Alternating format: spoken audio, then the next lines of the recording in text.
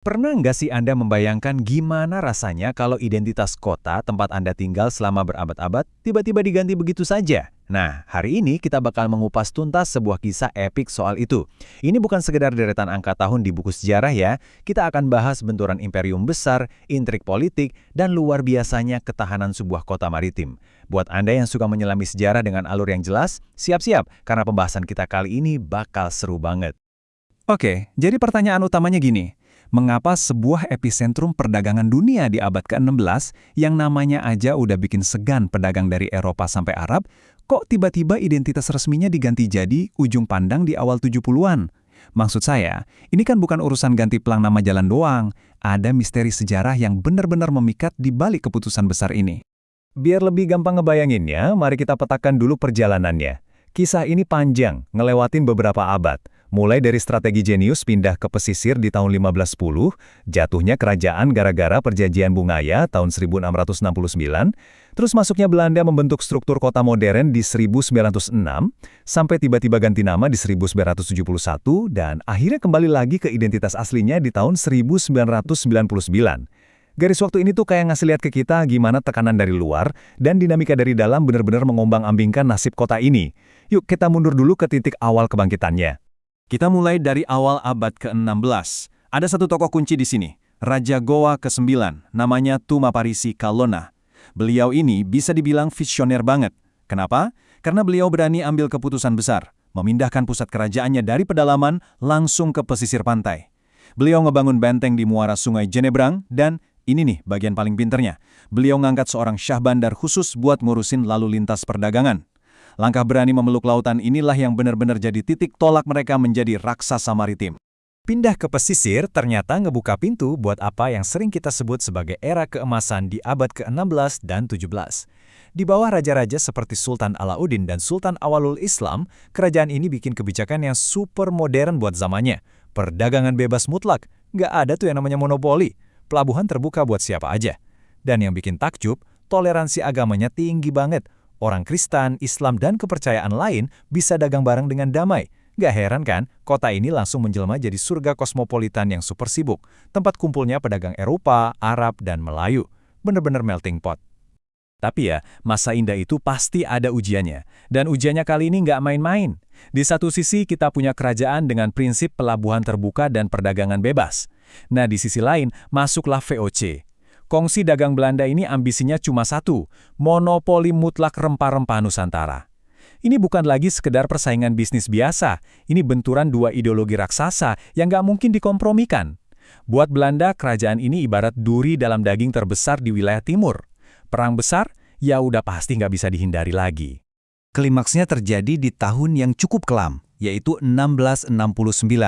Setelah pertempuran epik, habis-habisan demi mempertahankan kemerdekaan ekonomi, pertahanan Gowa Talo akhirnya jebol juga. Belanda itu pintar, mereka bikin koalisi dengan kekuatan lokal, salah satunya dipimpin sama Arung Palaka buat ngepung kota. Kekalahan ini, ini berujung pada penandatanganan Perjanjian Bongaya. Perjanjian ini sangat mencekik, dan secara resmi menutup tirai era perdagangan bebas di pelabuhan tersebut. Sekarang, kita fast forward ke awal abad 20. Tepatnya 1 April 1906. Kenapa tahun ini krusial? Seiring berjalannya waktu, populasi makin padat, dan modernisasi mulai masuk. Pemerintah Hindia Belanda waktu itu ngerasa, oke, kita butuh sistem pemerintahan kota ala Eropa di sini. Jadi, mereka resmi ngebentuk Gemeente, atau kota praja, di wilayah Kampung Baru. Kalau Anda tahu Pantai Losari dan Fort Rotterdam yang bersejarah itu, nah disitulah lokasinya. Momen di tahun 1906, ini ibarat peletakan batu pertama buat tata administratif kota modern yang kita lihat hari ini. Nah, sekarang kita masuk ke pertanyaan besarnya, terus nama Ujung Pandang ini datang dari mana dong? Sebenarnya ya, itu bukan nama yang tiba-tiba dikarang dari angin lalu. Ujung Pandang itu aslinya adalah nama salah satu benteng tua peninggalan suku Makassar itu sendiri. Istilah ini mulai ngetren lagi dan sering dipakai warga lokal di tahun 1950-an buat mendeskripsikan kawasan itu. Malahan, faktanya, di tahun 1964, Dewan Perwakilan Rakyat setempat sebenarnya udah sempat setuju secara internal buat ganti nama kota praja ini jadi Ujung Pandang. Tapi pemicu utamanya yang bikin perubahan ini resmi jadi urusan berskala nasional baru terjadi beberapa tahun kemudian. Coba deh perhatikan angka ini luar biasa banget. Di awal tahun 1971, luas wilayah kota ini cuma 21 km persegi. Terus di bulan September, pemerintah Orde Baru ngeluarin peraturan yang memperluas batas kota jadi 175 km persegi. Bayangin, wilayahnya membesar lebih dari 800%, nyaris dalam semalam di atas kertas. Nah, ekspansi administratif yang supermasif inilah yang dijadiin momentum untuk ngerubah nama resminya. Sejak 1 September 1971, sahlah kota ini menjadi Kota Madya Ujung Pandang. Secara administrasi namanya udah sah diganti. Tapi yuk kita mikir sebentar. Coba posisikan diri Anda di masyarakat sana. Gimana reaksi sebuah kelompok masyarakat dengan budaya yang mengakar sangat dalam? Masyarakat yang leluhurnya membangun raksasa maritim berabad-abad lalu ketika nama asli mereka dihapus gitu aja dari peta. Nama itu kan bukan sekedar label ya, nama itu memori identitas kebanggaan. Kehilangan nama yang udah melekat ratusan tahun jelas memicu gejolak emosional dan penolakan kultural yang luar biasa dari masyarakat setempat. Dan benar aja, mereka nggak tinggal diam. Penolakan ini memuncak dengan cara yang elegan, tapi sangat tegas. Cuma 5 tahun setelah pergantian nama, tepatnya 17 Juli 1976, 3 tokoh budaya besar turun tangan. Profesor Zainal Abidin Farid, Dr. Matulada, dan Dr. Andus Dre Mangemba. Mereka bikin langkah berani dengan melayangkan petisi bersejarah ke pemerintah pusat. Tuntutannya jelas, kembalikan nama kota yang kami cintai, beserta seluruh sejarah yang hidup di dalamnya.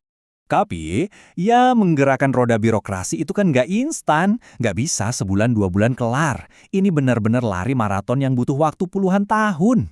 Dari petisi tahun 76 itu, perjuangannya terus bergulir sampai akhirnya ada titik terang di tahun 1995. Waktu itu, Wali Kota Malik B. Masri mengadakan sebuah seminar sejarah yang kesimpulannya bulat, merekomendasikan pengembalian nama asli kota. Perjuangan panjang dan alot ini akhirnya berbuah manis banget. Di bulan Oktober 1999, pemerintah resmi menerbitkan peraturan pemerintah baru. Dan boom, namanya kembali menjadi Kota Makassar. Sejarah akhirnya dipulihkan. Dan perjalanan panjang ini membawa kita pada sebuah kesimpulan yang menurut saya sangat puitis. Kisah ini tuh direpresentasikan dengan sempurna lewat semboyan asli mereka. Sekali layar terkembang, pantang biduk surut ke pantai. Maknanya dalam banget. Begitu layar kapal udah dibentangkan, begitu sebuah komitmen udah diambil, pantang hukumnya buat menyerah dan mundur. Dari awal membangun kerajaan di muara sungai, jadi imperium dagang yang bebas, jatuh bangun di era kolonial, sampai akhirnya berhasil merebut kembali identitas sejarah mereka. Kisah ini adalah cerminan sejati dari jiwa pelaut yang tangguh. Jadi sebelum kita berpisah, saya mau nanya satu hal. Seberapa kuatkah sebuah nama mampu membentuk siapa diri kita sebenarnya? Pikirkan baik-baik. Terima kasih sudah ikut menelusuri sejarah bersama saya hari ini.